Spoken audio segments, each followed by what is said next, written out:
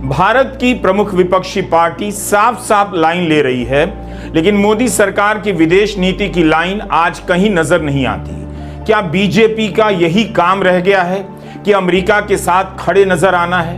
America में तो Trump के समर्थक भी इस्राइल को झूठा कह रहे हैं, ट्रंप को रोक रहे हैं कि उसके फेर में ईरान पर हमला ना करें, लेकिन बीजेपी से लेकर मोदी सरकार हाथ पीछे बांधकर खड़ी नजर आती है। आखिर क्यों?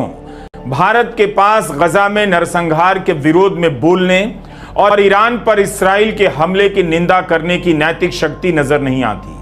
मगर आगे बढ़ने से पहले उस कहानी पर गौर करना जरूरी है जिसे कम लोगों ने सुना है। यह कहानी भारत की विदेश नीति, उसके किरदार, सबके बारे में काफी कुछ कहती है। इतने सारे गोदी चैनल हैं, इन एंकरों का प्रोमो चलता रहता है, ये प्रोमो वो प्रोमो, ये कर देते हैं वो कर देते हैं, लेकिन क्या किसी ने आपको ऐसी कहानी बताई जो आपको इफ्तिखार गिलानी ने बताई है? आपने शायद इफ्तिखार गिलानी का प्रोमो कभी नहीं देखा होगा, बहुत से लोग उन्हें पहचानते भी नहीं होंगे, लेकिन इन्हीं इफ्तिखार गिलानी ने कश्मीर टाइम्स में लिखकर याद दिलाया कि ईरान ने भारत के लिए क्या किया था। पाकिस्तान पश्चिमी ताकतों के उकसावे पर संयुक्त राष्ट्र मानवाधिकार आयोग में एक प्रस्ताव लाना चाहता था कश्मीर में मानवाधिकार के उल्लंघन को लेकर। उससे पहले वह इस्लामिक देशों के संगठन ओआईसी से प्रस्ताव पास करवाना चाहता था।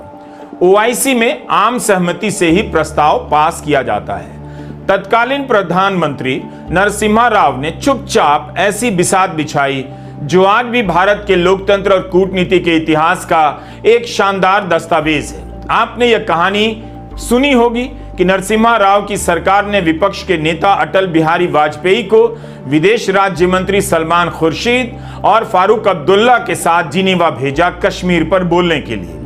लेकिन इस पूरे अभियान का चेहरा वाजपेयी तो बन गए, लेकिन सच्चाई यह थी कि वाजपेयी से पहले तत्कालीन विदेश मंत्री दिनेश सिंह ने अपना काम कर दिया था और दिनेश सिंह भुला दिए गए। दिनेश सिंह विदेश मंत्री थे मगर बहुत बीमार थे, एम्स में भर्ती थे। किसी को पता ना चले और हंगामा ना मच जाए, इसलिए उनके बिस्तर पर किसी और को लिटा दिया गया और उन्हें उठाकर एक बीमार विदेश मंत्री को डॉक्टरों के साथ भारतीय वायुसेना का विशेष विमान तेहरान के लिए उड़ जाता है।